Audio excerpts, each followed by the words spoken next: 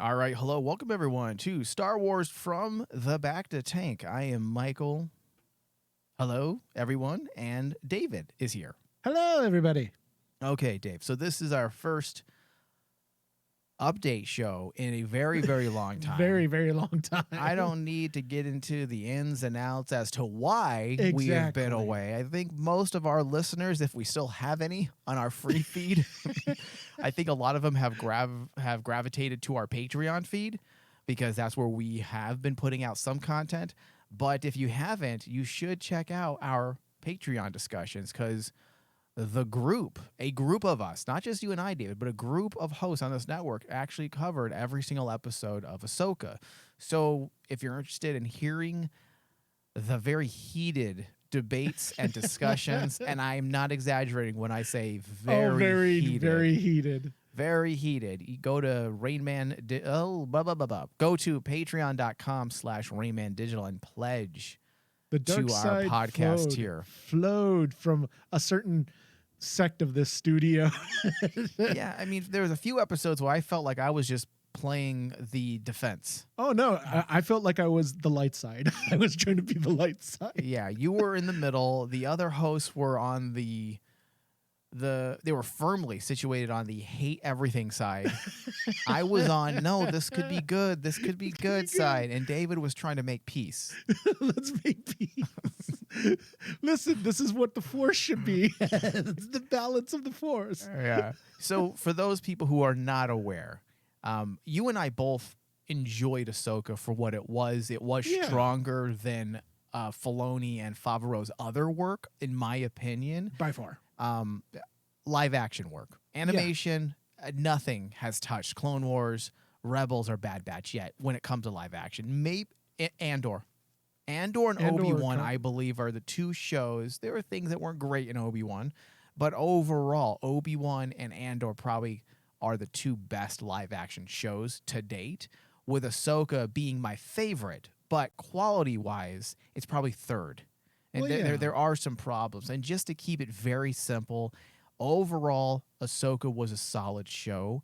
The middle was the strongest. The beginning had some problems, and the way it closed things out also had problems. But if you look at the, let's say, episodes 4, 5, and 6,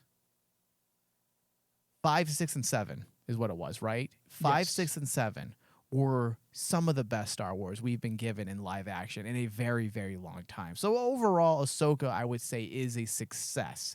It stuck its landing, but there were some big imperfections, right, Dave? Oh, no, absolutely. I mean, like, going into it, I've always tried to keep an open mind because this was what we as Star Wars fans wanted. We wanted to see Dave Filoni fully in charge and fully in the reins for his own live action series, not an animated series.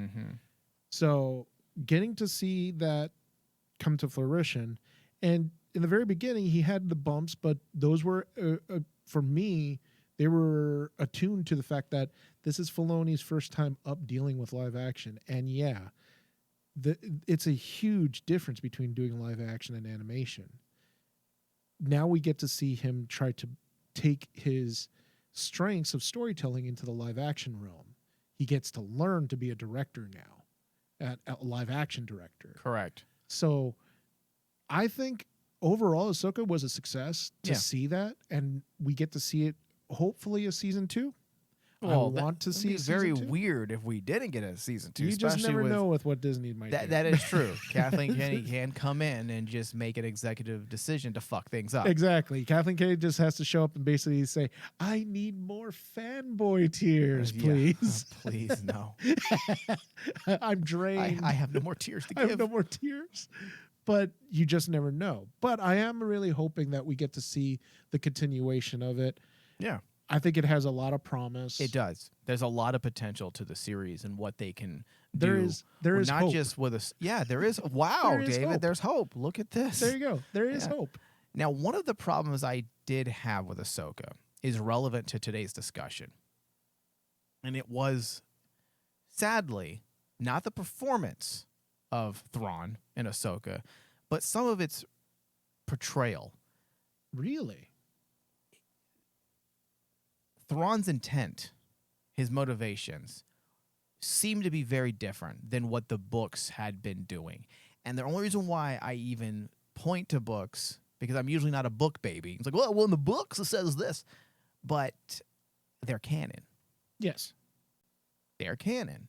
And when you firmly say that a character is motivated by A, B, and C, but then in a live action iteration, you say, no, his motivation is D, E, and F, well, there comes to be some issues here, narratively speaking. It's paradoxical. It contradicts things that had been set up in books. Now, I bring this up because in a recent convention, I believe it was a convention, Timothy Zahn was asked about this. Timothy Zahn backs Thrawn's motivations in Ahsoka. And the fact that he has to say, I back it, shows that my analysis and critique of his motivations in Ahsoka were correct. Because Zahn shouldn't have even have to validate that if there wasn't something off about his motivations. But he recently states he backs Thrawn's motivation in Ahsoka and shows interest in writing more novels. See, that's where I think some bias comes in. Yes. I think he's... Of course he's going to want to continue carrying on that character that he created. Yeah. So according to this article, season 1 of Ahsoka has come and gone. Since then, much discussion has been leveled at Thrawn and whether he was used to perfection for his live-action debut. Now, author Timothy Zahn has weighed in on the debate. Let's see here. So the writer says he was lucky enough to be in attendance at Zahn's Talking Thrawn panel this past weekend at Twin Cities Con in Minneapolis, where he laid bare the journey from heir to the Empire to watching his kid get on the bus on the first day of school. Zahn gave his take on whether Thrawn's actions align with his portrayal of the character in his recent Thrawn novels. I mean, they were written less than 2 years ago. Yes. So that's why, again, I get a little annoyed because this isn't like something that had started, let's say, in 2013 when Disney were still trying to find their footing and they weren't sure what direction they were going in. No, these books have been written now for the past 5 years, a whole series of books. So he explains. So Zahn gave his take on whether Thrawn's actions align with his portrayal of the character in his recent Thrawn novels, and also how willing he is to tackle the now wide-open time period between Rebels and Ahsoka. That's something Timothy Zahn probably won't have the opportunity to do, because you're dealing with a time frame that is wide open. And I can't imagine Lucasfilm is going to say, yeah, go ahead and write some books and do things that we may want to do in live action, especially after their short-sightedness with this live-action Ahsoka versus the books and how there already are character contradictions or characterization and motivational contradictions with Thrawn. Now, there is a short thread on Twitter where you can look, but after some preamble on how the original Thrawn trilogy got off the ground, a set of books that largely kept Star Wars in the public zeitgeist in the 1990s, Zahn got into the on-screen side of Thrawn. After reiterating past comments in regards to how well Dave Filoni knows the character, Zahn briefly explained his view on why Thrawn seeks to bring his version of the Empire back with him from Peridea. In summary, Zahn said everything flows from his motivation to help the Chiss ascendancy. Yes. He believes the New Republic won't be able to support that goal, so bringing the Empire back is the only way. Yes. And I remember, even when we covered Ahsoka, that was one of the main sticking points for me and you toward the end was like, what the hell is Thrawn's motivation? Because it just seems like it goes against everything because he's like saying, for the Empire, he needs the Empire. And then the more I actually delved into it and I started doing my whole crazy David fanboy map that I usually do to try to explain Star Wars and make sense to my life, I began to realize that basically at the end of the day, it has to tie with his ties to the Chiz Empire, because Well, that was obviously that would be a complete dropping of the dropping ball. of the ball. Yeah. And like, if in the second season, the reason why and also when he brings up for the Empire, everyone's expecting to hear, thinking that it's the Empire. It is the, you know, This isn't Palpatine's empire. Palpatine's empire. That's what you're trying to say, Yeah. right? Yeah. but he could be meaning a different empire. He could be meaning the Chiz, which is what, if we read the books, that's his whole motivation. His whole motivation is basically his background of the Chiz Empire. See, and I would definitely co-sign that, and I would be happy with that, because that would make sense. Because Zahn's 2017 Thrawn novel, as we have discussed on this show, established Thrawn only joined the Empire as a way to align his interests with those of the Chiz ascendancy. He knew of the dangers in the unknown regions, and the might of the Empire opened the door to possibly quelling those concerns. That was the sole intent. He was not an Imperial man. He was not. It was all an ends to a means. So that's why in Ahsoka, when he seemed to come off as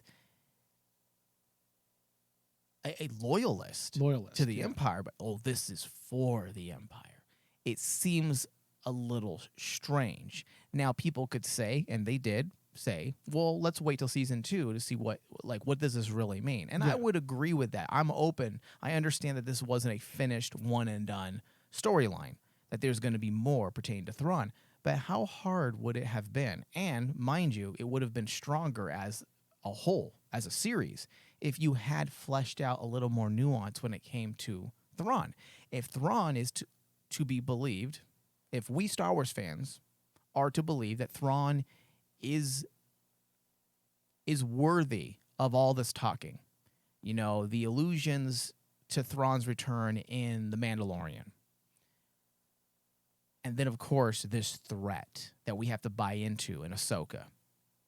Well, there needs to be a little more nuance to the character for us to really buy into that threat, other than the fact that he is a tactician. Okay, but what's your motivation? What is your motivation? And that's one of my problems with Ahsoka, is that none of this was talked about or discussed. It was as if we just knew who this character was, keep silent, sit down, and eventually we'll get to it. But that's just not how you write a show.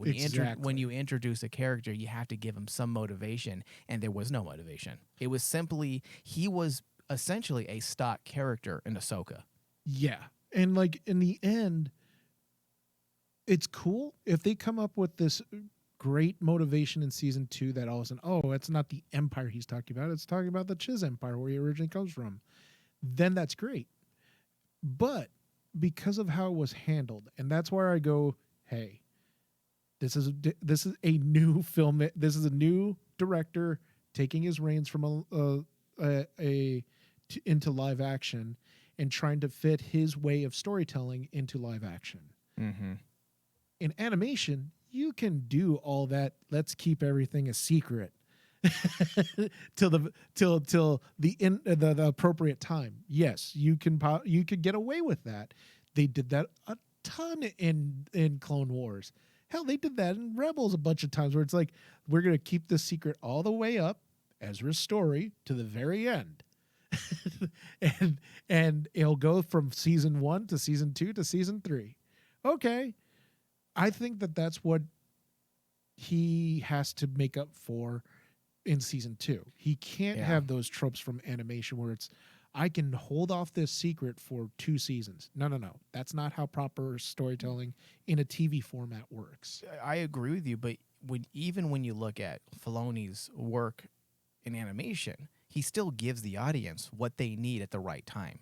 He may hold over some mystery, some larger aspect to the ever-evolving myth arc, but he does give you definitive answers in his live action.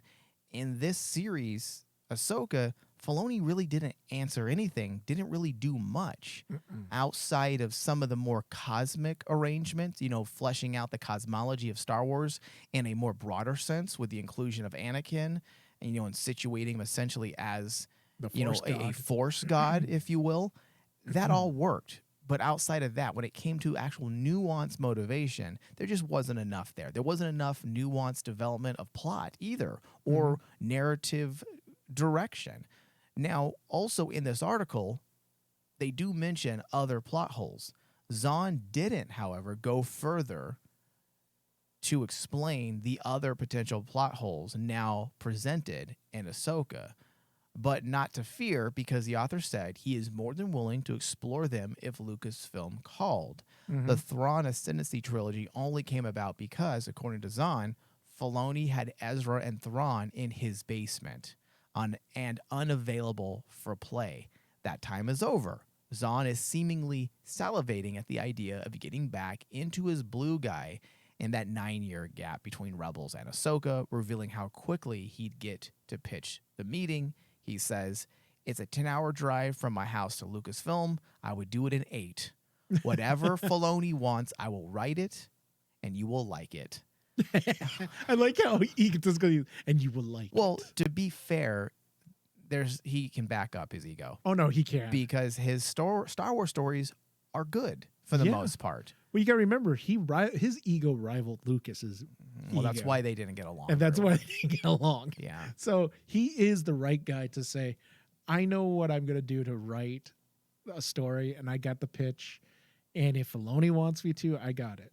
Because, like, that's the other thing I came away to is, like, there's a 9-year gap for Ezra and Thrawn on Peridia to write about, to further explain, okay, this is what those characters, this is where they get to. The only thing, David, is that after Ahsoka, there's a bad taste on my mouth when it comes to it's not called expanded universe, but that's still what I call it. When it comes to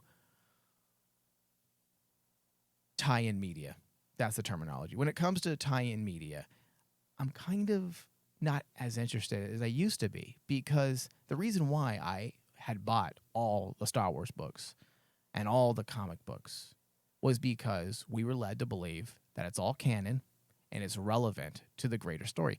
I don't really have time to read non-canon things because I don't feel like they're relevant, so that in a way that I don't feel like they're relevant in the sense that I need to read non-canon stuff in order to understand the world of Star Wars and where it's heading, because I want to know the end game, and I want to see the direction and the path that Lucasfilm's on. I am interested in reading everything that is canon-centric, because then I can get the larger picture. But if that larger picture actually doesn't matter, and they can just scratch it out when it doesn't fit for live action, then I question what's the entire point of making things canon. Just make things non-canon and let us just have fun reading random stuff. But the reason why they won't do that is because most Star Wars fans are like me. They want canon. They want things to matter to the bigger story. So I don't even know if I care about the next Zahn movie.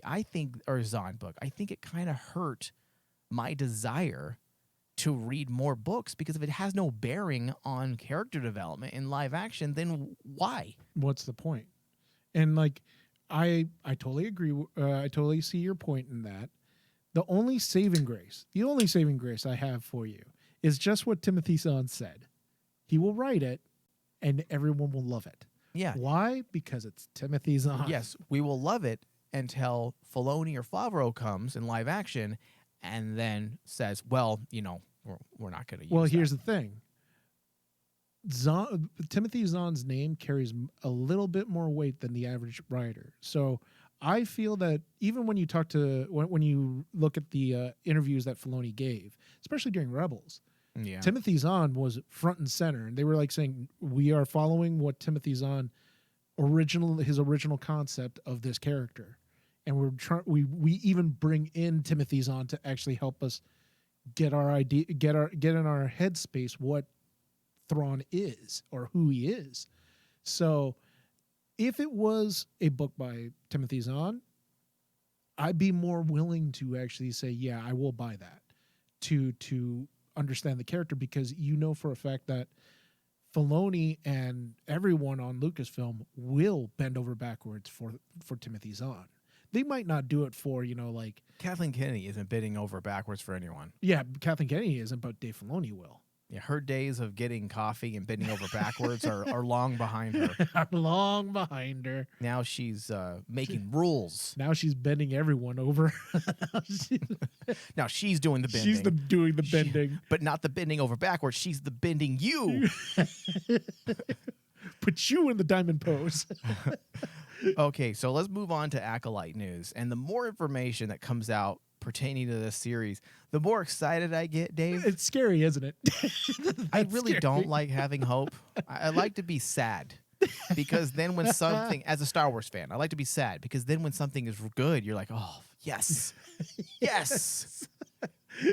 You know, whereas when you have excitement and something's not that great in this new modern era of Disney-owned Star Wars, you're just like, what the fuck? Okay. Here's the thing. After the Ahsoka, when we reviewed Ahsoka, I began to realize that pretty much 80 to 90% of the Star Wars fans are just like that, Mike. So Yeah. you're not alone. Yeah, I know. You know, we're all afraid to have hope.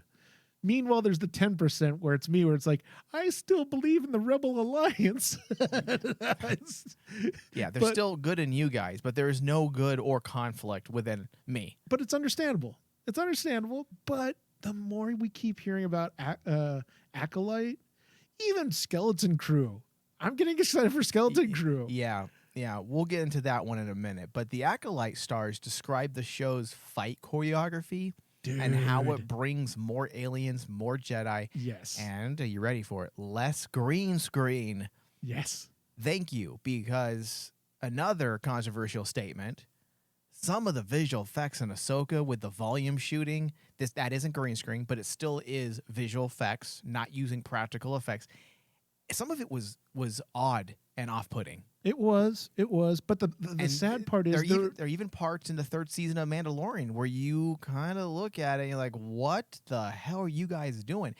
There's a quality issue now when it comes to Star Wars, and that's never been a thing when it came to visuals. One thing Star Wars always got right was the quality of imagery. Yes. It was the quality of imagery and how it used top-notch technology of the times to make sure there was a perfect design visually. It seems like the Disney Plus shows are starting to feel the pressure of a streaming service that's not making the amount of money that it had thought it was going to make. Yeah. And because of that, you start seeing some of those issues. However, you can eliminate some of those quality issues by shooting more practical scenes. It's the reason why Andor looks so great. They didn't use volume shooting. They used some green screen. They used set extension, and they used a lot of practical sets. Mm-hmm. Apparently, Acolyte is following suit. Yes. In the latest episode of Dagobah Dispatch, Entertainment Weekly's Star Wars-themed podcast gave some insight with 3 stars of the Acolyte back in April during Star Wars Celebration. They are Daphne Keene, Manny Jacinto, and Charlie Barnett, who elaborated more on the upcoming show's fight sequences and stunt work and what separates the series from all other recent Star Wars projects. And as Manny Jacinto puts it, are you ready, David? The fight sequences seek to satisfy fans of The Phantom Menace and Duel of the Fates. And they quote this gentleman as saying, if you loved that sequence with Qui-Gon and Obi-Wan and Darth Maul, I think you're going to enjoy this show. That is quite the statement, Dave, because That is quite a statement. the fight between Maul and Obi-Wan and Qui-Gon, as well as the final fight scene between Obi-Wan and Anakin in Revenge of the Sith, stands amongst the best lightsaber fight scenes of all time. Yeah. But let's remove just Star Wars. It actually is some of the best fight sequences in film, Oh no, absolutely. in mainstream tentpole films. So to say that that's what they're going to do and they're going to satisfy that itch, that is quite the bold statement, which either A, there's only 2 options here, David. Either A, they're stupid, or B, they're so fucking confident because they've already seen what they're doing. Yes. And that's the thing, is kind of like, I'm willing to hedge my bets and say, hey, if they're taking this stance of a different way of production than the normal means of what Mandalorian and Boba Fett and Ahsoka have followed. They're going to do the Andor route and go a different production style. Cool. Yeah. I'm excited to see that because I believe that that is what's truly needed cinematically for Star Wars. If you're going to tell a Star Wars story and have it stick out and be different from the others, yet tie into the universe, you have to have that kind of like a different vibe about it. Like that's one of the things that I loved about Andor. Andor was a Star Wars story, but it had a different vibe about it. It was more mature. It was more grounded. And the effects were top notch because they were done more cleanly. Yeah. Well, David, that's the thing that they're looking to do with this series. According to Manny's continued statement here, he says, I will say too, not to shade, but we have a lot more tangible physical moves that I saw in that fight. As badass as it is, there's a lot more grounded work that goes into our stunt training and our stunt performances. We have an awesome stunt team, too, doing so much without cables, without CGI, and without a lot of effects. It makes the fight seem so much more visceral. I know I've been hit on the head a couple of times, he says.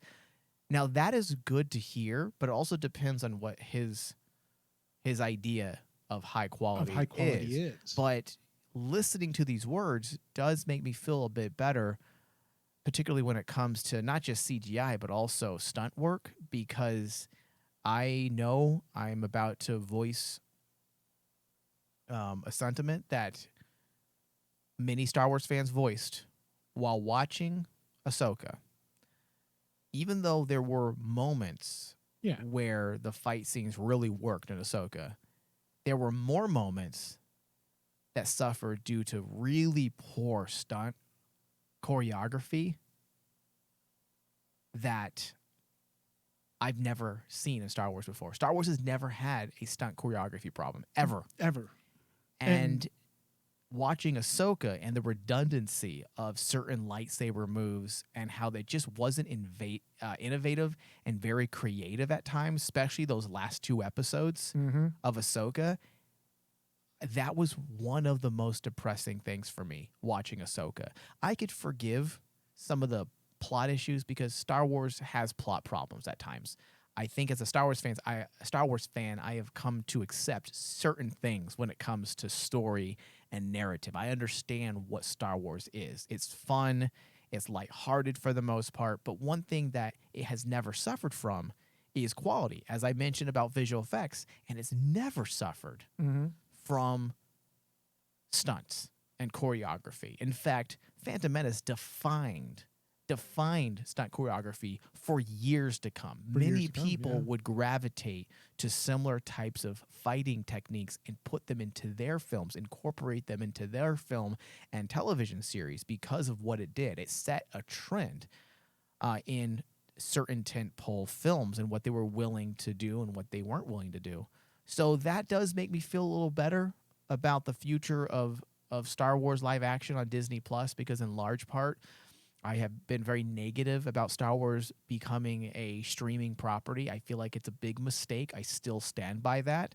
Ahsoka, Mandalorian, and the Book of Boba Fett are proof of what streaming will do to an IP. It's not even remotely the same thing. And a lot of that could be, I should say, connected to leadership. As we've said time and time again, Kathleen Kennedy seems to just make mistakes after mistakes, and there doesn't seem to be a lot of coherence in leadership and in direction of story. And she seems to let each creator do their own thing, which does in fact create inconsistency in tone and atmosphere. Yes. And that is a problem as well. It feels like Star Wars is being fragmented in so many different ways. So hearing this about Acolyte does make me feel better, David, especially because it was revealed just a few days ago that they are spending more money on pre-production than I believe. I want to make sure I get this right here. Star Wars The Acolyte reportedly spent nearly $50 million for pre-production. Yes. The Acolyte might end up being one of the most expensive Star Wars television series yet, according to this report. This report indicates that Lucasfilm spent over $49 million on the series before filming even began. According to Forbes, the bill for the show's pre-production budget has apparently come in at $49.2 million, thanks to legal documents tied to spending on television series that are filmed in the United Kingdom. This does not, however, make it the most expensive pre-production spent for a new Star Wars series. Andor reportedly spent nearly $67.9 million on pre-production costs, with the caveat that the budget was inflated due to filming during the time of COVID-19 and having subsequent safety protocols inflating the budget. According to The Hollywood Reporter, the total budget of that series ended up around $250 million, though bear in mind that it was a 12-episode first season, while The Acolyte has an 8-episode run. Now, I'm really excited by all of that. Don't get me wrong. I'm really excited that they're bumping the budget up, and they're increasing the spending where it needs to be increased. Well, let's hope. Let's hope. It looks like it's in stunts, right? Yeah. And what I'm really hoping is like it doesn't go the way of a Marvel show, where you have Marvel just spend millions upon millions on this series, and the series falls flat, like Secret Invasion. Secret Invasion was really expensive, probably one of the most expensive series, and it fell flat on its ass. Mm-hmm. And then on its face. It bounced off its ass and fell on its face. But like with Acolyte, I like what I'm seeing so far. They're saying the right things. They're saying that we're going to go a bit more practical. What they're taking the successes of other series and bringing it into Acolyte. They see the successes of Andor. They're going to bring those elements into Andor. They see the successes even in like some of the movies, like bringing up the fights from the prequel trilogy. I think is a great point, because the prequel trilogy, that is one of the most important and one of the most iconic moments of the prequel trilogy, is all the lightsaber fights. Mm-hmm. If they bring all of that there to Acolyte, we're in the precipice of actually getting a Star Wars show that we as Star Wars fans really, really wanted since Disney started. Yeah, we want. Everyone was excited about Ahsoka. Everyone was excited about Obi-Wan. But in actuality, we as Star Wars fans just want something new. Acolyte represents something new. We have no idea about these characters. The time period that they basically gave Acolytes, even unknown to Star Wars fans, but it's interesting. And it'll still be in a Star Wars universe. So that's why the more we get closer to Acolyte, like what you said earlier about getting the hype and getting afraid of the hype, it's very real, because like I've always stated that, Ahsoka, Obi-Wan, and Boba Fett were going to be they were going to be the most important series in Star Wars. They all three kind of been the most mediocre, except for Obi-Wan. Obi-Wan was good. Yeah, fans seem to have problems with certain little things. But overall, Obi-Wan's probably out of the three, most well received. Yeah. And the one out of all the series, if you notice, Andor is the one series that has nothing to do with anything. It's like a standalone story by itself. Yeah. Well, there's a lot of attention to writing, and they're actually, the way they're producing and writing Andor is the way you should do television. Yeah. That's the biggest difference. And I know people on this network are probably tired of hearing me say how you should write television, but there's proof right there. The reason why Mandalorian has problems, the reason why Fett has problems, the reason why Ahsoka has problems, the reason why even Obi-Wan has some problems is because they were not being handled like a real television show. There's one guy doing the majority of the writing and the producing, and that's not how you do television. Television shows are a very different type of beast than films. It requires a body of writers working together because there are a lot more moving parts in television shows. That's why Andor, which, by the way, is being run like a TV show with numerous writers, there's a showrunner, there's a definitive showrunner. But, David, you bring up this idea of the budget. I'm like, okay, great, right? Mm-hmm. The budget is what, Ballooning. $49 million just for pre-production, and that may sound great because we do want our shows to have enough budget that they can make a decent looking film, or I should say series. But going with a report that recently came out about 2 weeks ago, there was a Marvel insider that was interviewed by Variety, and this is what he had to say about Marvel. And if they're doing it with Marvel, they're probably doing the exact same thing with Star Wars. Marvel didn't commission pilots, according to this report, but instead shot entire 150 million plus seasons of TV on the fly, which speaks to the problem, David, that you had mentioned with Secret Invasion. Yes. The Hollywood Reporter's report reads in part, it didn't hire showrunners, but instead depended on film executives to run its series. How do you have a TV series without a showrunner? The showrunner is the leader of a series. He, usually knows how to write. Not always, but he understands the intricacies of writing. He's responsible for putting together a team of writers. And, key word here, David, he holds the writers accountable for the ever-evolving narrative and story. And if you don't have that person who understands the nuances of a television writing room holding people accountable, then how can you hold people accountable if you don't know what to hold them accountable for? Exactly. And executive producers over at Disney, they're not intellectuals. They're not creatives. These types of people are business-minded. So they're thinking, here's some money, go make something, and it better be damn good so we can sell it and pawn it off as content. Yeah. And if that's what they're doing with the Acolyte, then that would be unfortunate. But, David, the reason why I bring this up is because from the very beginning, I was happy with the showrunner they chose for Acolyte, which is Leslie Headland, who is a successful television writer. She wrote a show for Netflix recently that was really good. But she had said 2 years ago that she was the only real Star Wars fan in that writing room, and that every single writer she hired either has seen Star Wars in passing or hasn't watched Star Wars. And typically, I'm not for that. I feel like you should have an appreciation and an understanding of Star Wars if you're going to write it. But here we have the showrunner who is the Star Wars fan, who knows the ins and outs of Star Wars, who then can hold her writers accountable for capturing the spirit of Star Wars. The important part is that the showrunner is.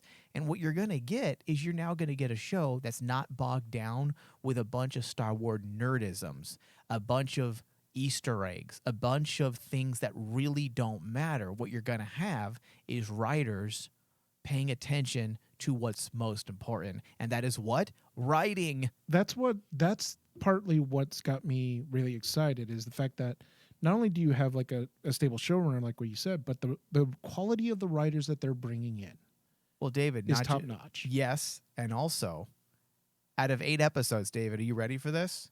So we have a fucking writing room, David. Yeah. This is the first Star Wars show that has a full writing room. Episode 1 will be written by the showrunner, and she will also direct. Episode 2 is written by 2 people, smart. Episode 3 is written by 2 separate people. Episode 4 is written by 2 more separate people. Episode 5 has some repeats and 1 additional new writer. Mm-hmm. Episode 6 has another repeat writer and a new writer. So you have someone who wrote the previous episode then handing off ideas for the next. This is how you write TV. That's how you do it. That's how you write TV. You have, for 8 episodes, you have essentially 8 writers. Yeah. Not counting the duplicates. You have 8 distinct voices with 1 showrunner making sure those voices merge at the end of it. And they're all quality voices too, because like I looked into the writers and their backgrounds. They're all pulled from series like House of the Dragons, WandaVision, Big Robot, or Mr. Robot, and I just had it in front of me right now. But another popular series. It's not like they're bringing in Joe Schmo. Like, I know that a lot of people have listened to our other shows. We talk about how they bring in writers that have zero experience. Yeah. And look, he wrote a Nickelodeon show. He's done. Now we were asking him to write a horror story. No, they're actually bringing in quality people from quality programs. And that's what has me kind of like percolated, especially after this recent writer's strike. I think the power of the writing room is going to increase now because the writers are back. They have to prove themselves now. We got a new agreement for the writers. for the writers, so they're coming in guns a blazing. They better not, because if I was one of the CEOs that signed off on an agreement, I'd be like, yeah, you know what? Here was an agreement. It was an agreement. Not anymore. If you don't write well, I put that in the fine print of the contract. If you don't write well, I have the right to personally rip up this contract. And there will be no digital contract. We're doing this old school. It's a physical printed copy that I have access. It's framed in my office. You would be like looking at the writers. You wrote this episode. What happened? And what happened? And I'm gonna put it behind a glass, like you put an axe for the fires. Like in case of emergency, break glass. I'm gonna put that right on my framed contract. And in case of emergency, I'm gonna break through that motherfucker and rip it up. But think about it. All the things that we're worried about, Acolyte has been able to answer that with some reassurance. They're getting the proper people in place. This isn't Kathleen Kennedy going, I want to experiment with my with my Star Wars directors. No, don't do that. I hate to be overly optimistic about this, David, because I have been excited about Robert Rodriguez's involvement, and that we all know how that turned out. I mean, Book of Boba Fett was some of the worst. Truly, David, and this is not me being a troll, some of the worst writing I have ever witnessed. But Mike, remember, he's now found peace with himself with the Sand People. I think the common denominator here is Favreau's involvement. Yes. Favreau is not the end-all TV guy. He needs to go back to doing movies. He did great work at Iron Man. He did okay work with Cowboys and Aliens. TV is not his realm. It's not his medium. He's not lighting the world on fire. It's not that great. Even though The Mandalorian has its moments, it does. Overall, it suffers from writing. And it's not written appropriately for screen in a serialized fashion. So, Acolyte, David, I have the most hope, I'll be honest, for this series. Because it has a true writing room. 8 writers plus in that room will be working on the series. Now, on that note, David, let's talk about the upcoming Star Wars movies and series that have been announced since we've been away. Now, some of them have already been canceled, so shock and awe. Yeah, we'll just breeze right past those. But as of right now, let's see here. I want to make sure we get this right. So for Star Wars series, we have the Skeleton Crew. Yes. We're not sure when this will be released. It looks like it has been pushed because of the ongoing strike that has now been resolved. So possibly we'll get a date within the coming days as to when it will be released. But we have the Skeleton Crew starring Jude Law, which looks to be pretty damn interesting if everything goes the right way in terms of writing. Then you have the Acolyte, which we have just talked about. We also have Star Wars The Bad Batch Season 3. That's set to premiere next year, 2024. I am not sure if this is yet another series that will have to suffer delays because of the very, very long strike. But I'm sure we'll find out also in the next couple days. Now, this is something new, David, and I'm a little leery about it. And it's the Lando series. And Why am I not surprised? And I say series because there's already been changes. So this series came out of nowhere. Yes. It was announced, I believe, in the summer. And then like 2 weeks later, after it was announced, it then changed from a series that was going to be written by Donald Glover and his brother Yes. to being a movie still written by Donald Glover and his brother. So either A, Lucasfilm read the script and said, this is really good. We really fucking dig this. This could actually be a Star Wars film that we can get behind and will probably bring in audiences. Or B, they had no faith in it and decided to turn this into a Disney Plus streaming feature film, which I'm hoping they will never do that. I don't want if we're going to do Star Wars on streaming, then let it just be the series.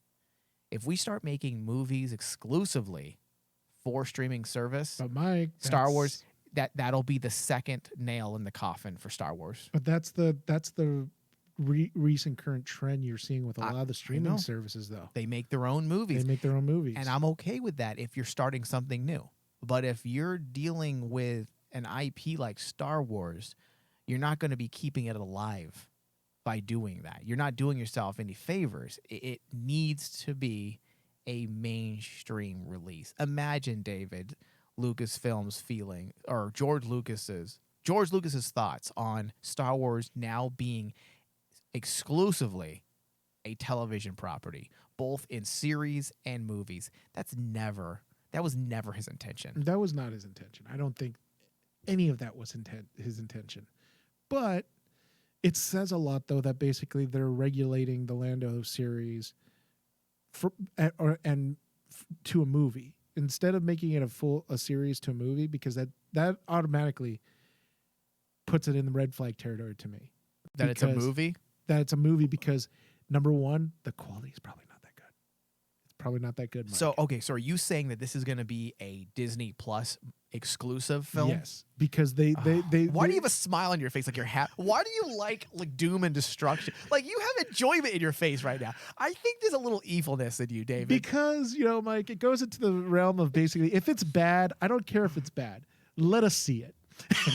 No, I want to see it. There's enough bad shit out there. I don't need to see more. That was the one thing that basically I hate that Warner Brothers did. Hey, the Batgirl movie looked horrible. Let's not release it. We're going to put it into the vault and forever it will never see the light of day. No, release it. With Lando, because the series started off, hey, we're going to do a multi-episode series like Obi-Wan, it sounded like at first. Yeah. Okay, cool. Now it's turned down into, we're just going to turn this multi-episode series into a movie. That tells me you don't have that much faith in that series. Yeah. And they probably looked at it and said, oh my dear God, this is terrible. But because Donald Glover is tied to it, we can't say no, because Donald Glover's a really big name. And we don't want to upset in case we need to actually bring Donald Glover into a Star Wars film, we'll just give him this. Yeah. And that's where I'm at with Lando. It's it's going to be bad, but it's going to be gloriously bad. I don't think it's going to be, you know what? Whatever. I don't know what to think anymore. There seems to be no rhyme or reason for anything that Can it be as bad as the Ewok films, Mike? Caravan of Hope. Yeah, but that was a product of its time, though. You know what I mean? Like, I remember it being pretty fun as a kid. It was fun as a kid. It was an alternative to nothing, if you remember. We weren't getting Star Wars. I believe it came out after Return of the Jedi had already been released. Yes. There was no plans for a big budget movie. It was Lucas dipping his toes in the television medium. And he did, I believe, 2 Ewok films, and then he was done with it. For whatever reason, he didn't feel like it was suitable for Star Wars. The decision was made. He moved on. I wouldn't say those movies are bad. Now, watching them today, yes, they're not that great. They're not that great. But they are a product of their times. Yes. They just didn't happen to hold up based on today's audience expectations. With Lando, though, David, I'm hoping it's not bad. There was a very curious tweet put out, or X, that was dropped by Billy D. Williams on social media, where he said something truly magnificent is coming soon. And he signed off with, "May the Force be with you all." So, there are now rumors circulating that Donald Glover might Godfather to this son of a bitch. That's what I'm thinking. You know, where he might have parallel narratives. You Yeah. have young Lando doing something that actually creates the plot motivation for a contemporary Lando story starring Billy D. Williams to be Yes. told at the same time. If they do that, and we know Donald Glover can write, he's a pretty good Oh, yeah, writer. he's a good writer. And he's actually produced a couple good TV shows. One is, I believe it just finished its final season on FX just a few months back.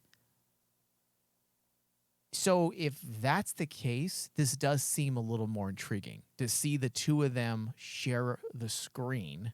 Obviously not at the same time, but sharing the proverbial screen, if you will. Yeah, because if they do, and it could be the reason why they go to a movie instead of a series based on. There's Billy D. Williams who like TV. Fuck that. Yeah. He's from old school. He doesn't Or do that shit. it might be too much. Might be too much.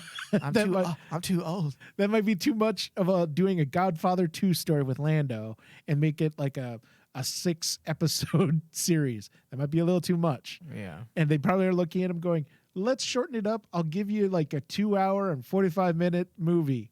There you go. Okay, David. So we do got to move on. We're running out of time. Yes. Anything else you want to add to that before we move on? As I said, that's one of the funnier projects I'm more excited about. But when it comes to this upcoming Star Wars series, Acolyte and Skeleton Crew are like getting me more hyped about it when it comes to seeing what they're willing to do production wise with those series. Now, there is Rangers of the New Republic that's still listed, but I believe that has been scrapped. That's been scrapped because completely. they're never going to bring back. Oh my God, I forgot her name, but the one actress who was in Mandalorian, they're never going to bring her back. Yeah. So there's an untitled Charmin Obaid Chinoy Star Wars film, which it's a weird decision to make. I have to question Lucasfilm's mental faculties because this is the one that's supposed to star Daisy Ridley. Yes. And it'll be the reprisal of Rey Skywalker. Because he can't let that thing die. I don't have a problem with this. I think this might be an opportunity to make a Star Wars movie that's not beholden to decades of baggage, and they can actually do this character just, because let's be honest, with having 3 different directions and 3 different movies, it just completely fragmented the coherence of her characterization to the point of where we were like, what the fuck? Like, what is happening? Why? Mm-hmm. Why did we get any of this? A lot of it just didn't make a lot of sense, and there really wasn't a lot of interest in Rey's character. And the character that ended up becoming the most interesting was actually Adam Driver's Kylo Ren, which was not the original intention. Yes. So apparently Chinoy claimed that the 1990 Star Wars Special Edition saved her life. I've always been attracted to the hero's journey and the fact that the world needs many more heroes. I've spent the better part of my life meeting real heroes who fight oppressive regimes. I'm attracted to immersing myself in a new Jedi Academy with a powerful Jedi Master. So that's the direction they're taking with this movie. Kennedy confirmed the project does in fact exist and that it will center on Rey's attempt to build a new Jedi Order 15 years after the events of the rise of Skywalker. So there is a potential here, but for me, there's potential interest, but I don't see the mainstream non-Star Wars fans, David, people who just, when I say non-Star Wars fans, I mean the average Star Wars fan who goes to see all the movies because it's become tradition to go see the movie during wintertime or summer. You know, your uncle comes into town and visits. You're like, hey, you want to go see the next Star Wars movie? And you all go see it and enjoy your evening. Those people, for the most part, didn't enjoy Rey's story. No. And that's the problem that Lucasfilm has. Yes, they have a Rey Skywalker problem, and that's why it's weird that they're deciding to double down on this. We'll see. Let's see how it plays out for them. There is also, and this is all we have time for, there's 2 more. James Mangold Star Wars film. That one I am looking forward to. It takes place 25,000 years before the Skywalker saga. And James Mangold is a very, very accomplished director. There's another one, which we've discussed, I believe, in relation to Ahsoka. It's an untitled Dave Filoni Star Wars film. Yep. So where Chinoy and Mangold film represents the future and distant past of the Star Wars timeline, Filoni will be making his feature film debut with a story firmly rooted in the present of Star Wars, with quotes there. The post-Return of the Jedi era, he and Favreau explore on Disney+. According to Kennedy, it will be the climatic event first teased during her 2020 Disney Investor Day presentation, tying up ideas from The Mandalorian, Ahsoka, and presumably Skeleton Crew, with tensions between the New Republic and the Imperial Remnant reaching a crisis point. We'll see how that happens, or how that plays out. I mean, after Ahsoka, I don't have a lot of faith in this movie, not in Filoni, but I don't think this movie is going to be a box office I don't think it's going to be a theatrical release. And again, if you read between the lines, this seems like this will in fact be a Disney Plus exclusive. Yes, and that goes into the fear that you had is basically if they're going to have a event type movie like that be only a Disney exclusive, that's not what Star Wars needed. Star Wars needs it to be a box office release. It needs to regain its crown at the box office. Yeah, it needs to become relevant again to mass audiences. Yep. All right. So this brings us to the end. I want to thank everyone for listening to us. And please welcome us back. Find us wherever we are. I don't even know where we are on Twitter or Facebook anymore. It's all irrelevant. Send us an email if you want. Let us know if you're happy that we are back to doing discussions, at least for... I mean, this might just be our yearly show. Maybe that's what this is. Hey, it's approaching the end of the year. We might as well do a discussion. No, we're going to be doing more consistent discussions. As long as I'm not angry, I just didn't like the feelings I was having.